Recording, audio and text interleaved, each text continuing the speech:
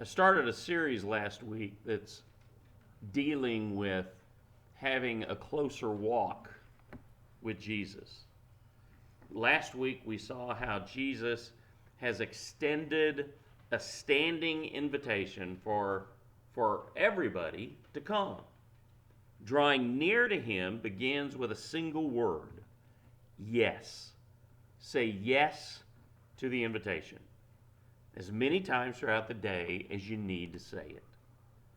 When you're tempted, when you're wavering, when you're doubt, when everything inside you wants to say no, say, yes, Lord, I want to be closer to you.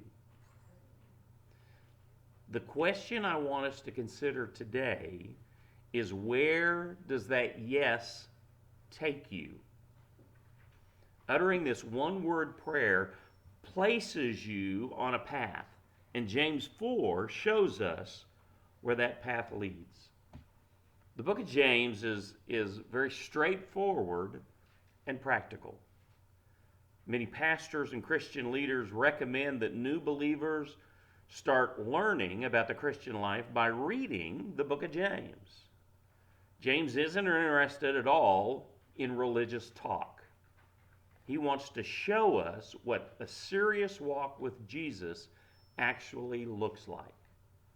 And so he often highlights the difference between being a follower of Jesus and being merely someone who goes to church. And when when James gets to chapter 4, which some would define as the apex of the book, he describes a situation that is, realistically speaking, out of control. He says to his readers, you're in conflict with one another to the extent that you're killing each other. You want what's wrong. You treat each other's with disrespect. You love the world's values, and you've made yourself an enemy of God. And then when you stop and think, you think, now wait a minute. He's talking to church people here, right? And he is.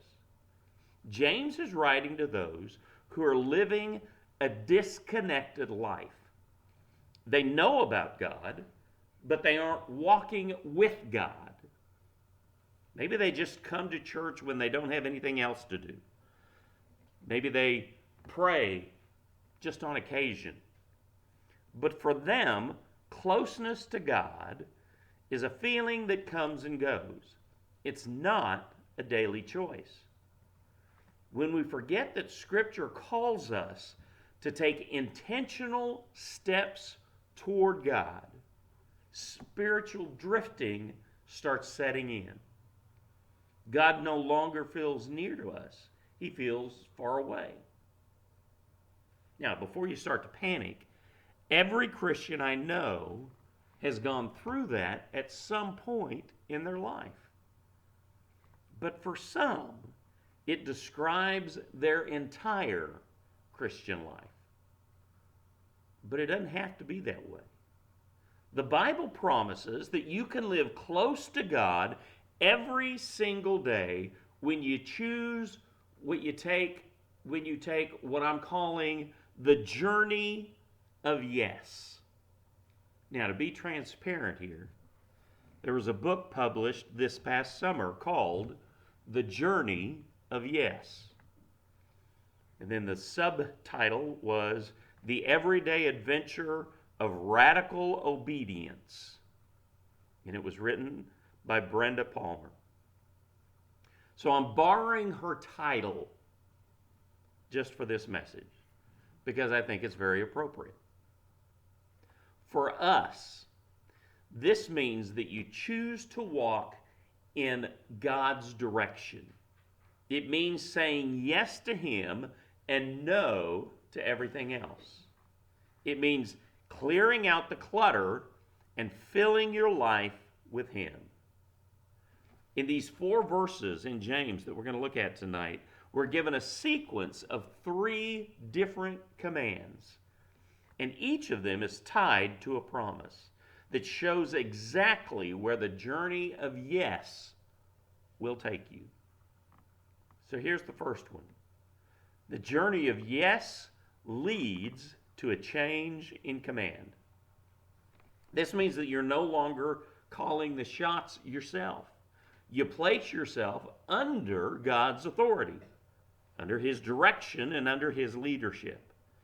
James begins with the word submit. In James 4, the first part of verse 7, it says, therefore, submit to God. Now, in James's time, that was kind of a military term that meant to arrange yourself under or to line up in rank. In the Roman army, a soldier never doubted at all who was in command. Orders weren't debated, they were carried out. Submission, in this sense, wasn't merely an acknowledgement of authority, it was an active alignment with authority. When the authority said do something, you did it. And that should be the same as it is for us. When God tells us to do something, we need to do it. So when you place yourself under God's authority with the clear understanding that His will is going to become your will. Anyone who's dealt with children over a period of time, I'm sure have heard the following phrase at least once. You're not the boss of me. You can't tell me what to do. Anybody ever heard that? If that was your own child that you heard it from, I'm sure that you explained to them after they were conscious again that yes, you were the boss of them. I know Dawn at times has to remind Journey, and Journey doesn't say, you're not the boss of me. But there are times that Dawn has to say, who's the boss here? The problem for us is that the journey of yes begins by us saying, Lord, I want you to be the boss of me. I want you to be the one who's the general. I may not be the best soldier because I waver from time to time, but I'm going to keep coming back to this moment of yes, where I ask you to be Lord of my life. If we continue on in James 7, it says, therefore submit to God, but resist the devil. James says, submit to God, and in the same breath, he says, resist the devil. Now that word resist means to stand your ground and refuse to budge. It means you're not going to move at all. These are two ideas that go hand in hand. You can't truly submit to God without also taking a stand against Satan's influence. Peter uses the same word when he says in 1 Peter 5:9, resist him and be firm in the faith. In the verse prior to this one, he warns us that the devil is like a roaring lion looking for someone to devour. And the only safe place is under God's command. So what does it mean to resist the devil in a practical sense? It means refusing to budge on the thoughts you permit yourself to think, the words that you say, and the attitudes that influence you. In other words, what it is that you read and listen to. And here's a big one. The feelings that you allow yourself to nurture. Sometimes we have feelings of bitterness and anger or resentment. And we need to stand our ground and say, Satan, I refuse to let you wreak havoc on my emotions. Because we like to wallow around in those emotions at times.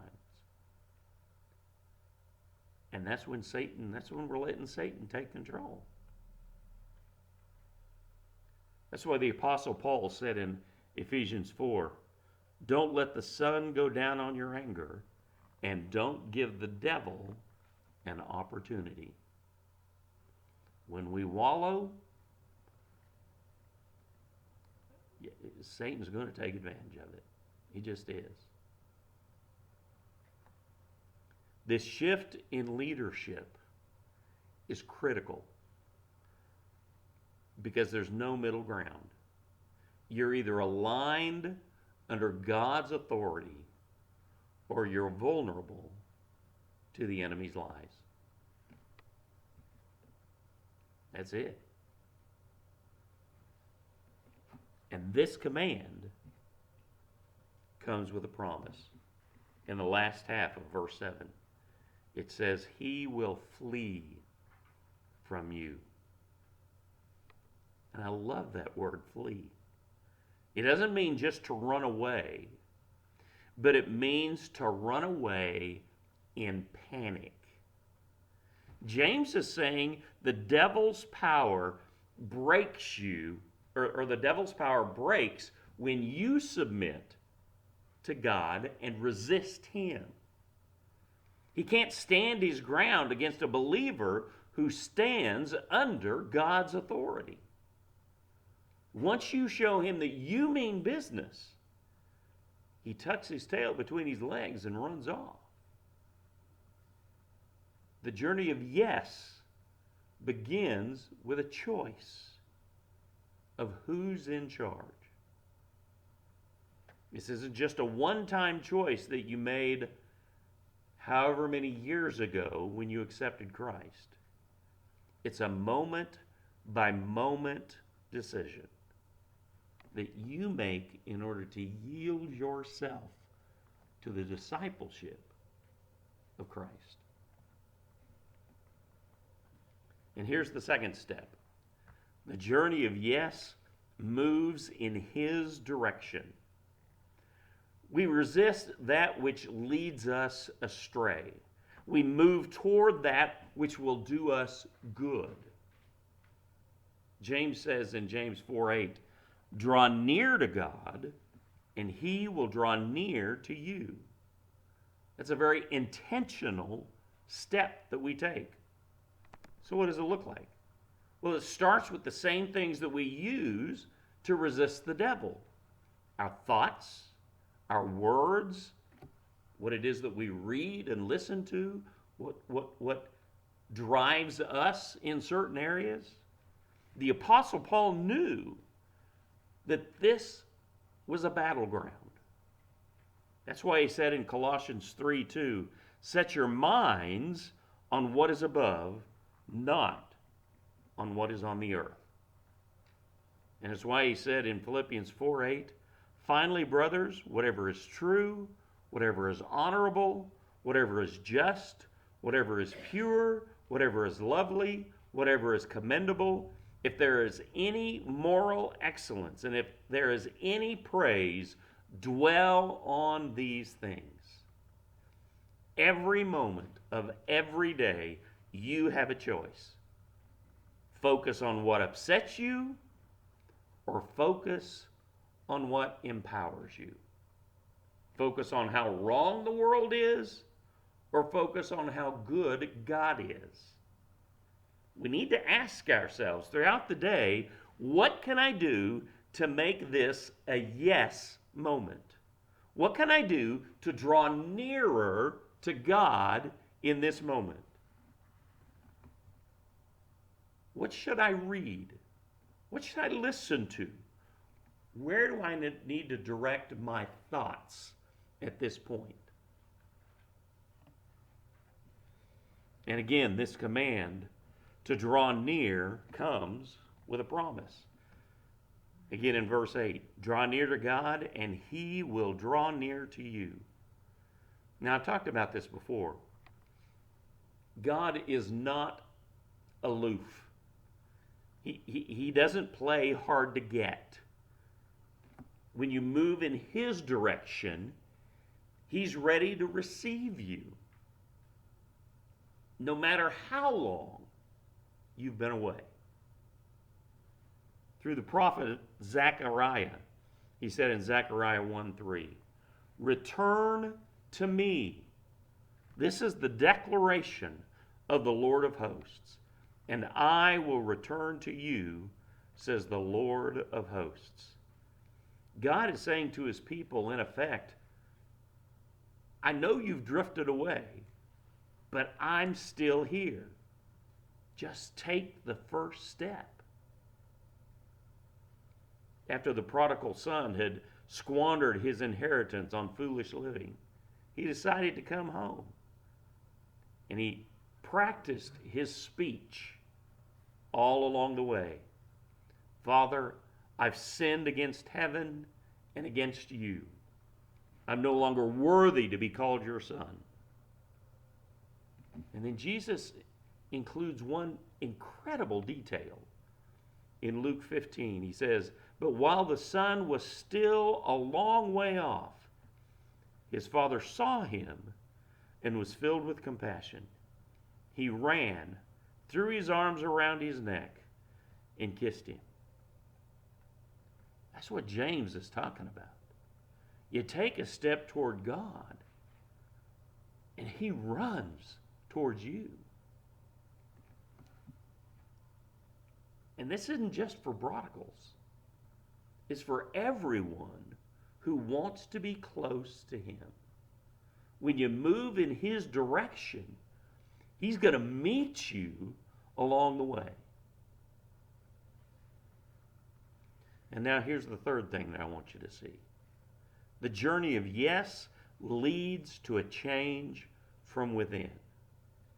I'm talking about a change that comes from the inside out.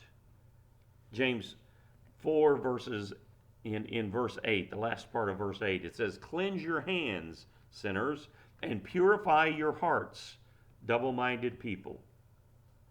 Now here in verse 8, James says that we're to cleanse our hands, which refers to an action. What we say, what we do, how we treat others. And then he says, purify your hearts, you double-minded people. And here he's talking about our motives, our thoughts, our desires. And he uses the term double-minded, which literally means two-faced or two-souled. It's describing a person who wants two opposing things at the exact same time. Like wanting to be drunk and sober at the same time.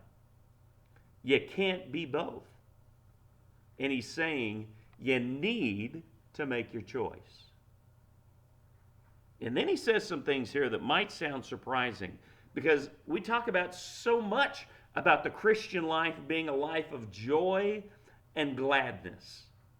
And he says in verse 9, be miserable and mourn and weep. Your laughter must change to mourning, and your joy to sorrow. Now understand that God isn't trying to rob us of joy here. He's telling us that we need to take sin seriously. Too often we brush off our own sins as no big deal, which frees us up to focus on the sins of other people instead. Now, you can certainly do that, but just know that if you do, you're never truly going to be close to God. I've heard stories about people with cataracts that finally went and got LASIK surgery, and when they returned home, they couldn't believe how dirty their houses were. And it's not that someone came into their house while they were gone. It's just that now they were able to see, actually see, the dust and the dirt. Drawing near to God has the same effect. It's like turning on a bright light in a dark room. We start to see things in our motives and actions that we hadn't seen before. And that light leads us to say, you know, there are some things about me that I probably need to change. And yes, there are times that should make us weep.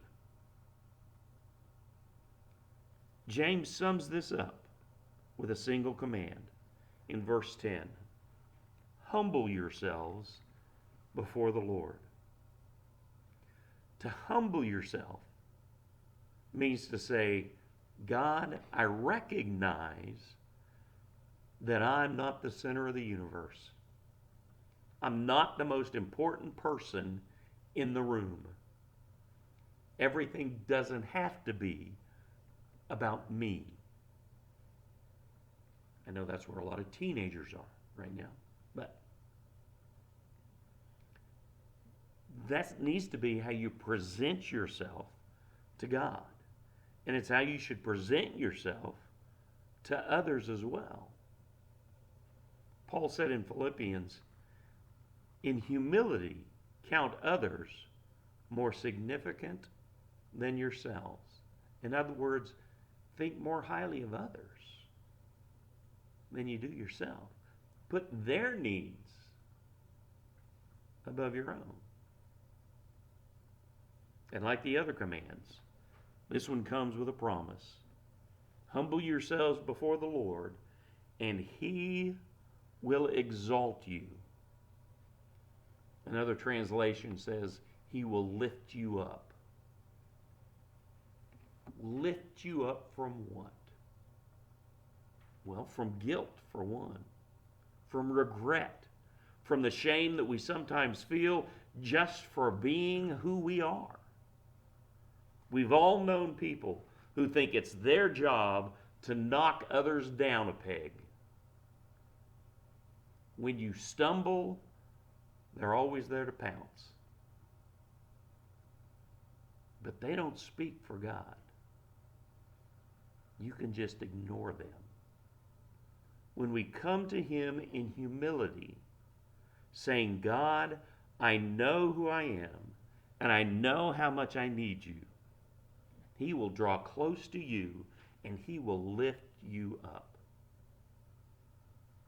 Peter said in 1 Peter 5, humble yourselves under the mighty hand of God, that He may exalt you in due time. And that's where the journey of yes takes us. When you say yes to His lordship and you stand your ground, the devil runs away like the defeated foe that he is. When you say yes to moving in His direction, when you draw near to Him, He will be closer to you than you've ever known. When you say yes to a changed life, you'll not only be closer to Jesus, but you'll be more like Jesus.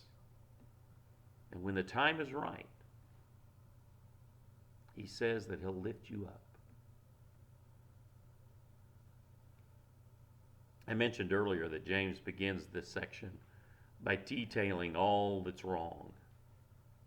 And then he highlights one essential truth, and it's in verse 6. He says, but He gives greater grace. And that's what we need more than anything else. This journey isn't fueled by our own willpower alone. And we can't get there on our own strength. We need more grace. We need greater grace. And James quotes from Proverbs 3:34 at the end of verse 6 when he says, God gives grace to the humble. And that's what this journey of yes is. It's grace on God's part and humility on our part. So let's all say yes all throughout the day. And as we do, I guarantee that we'll draw near to Him as He draws near to us.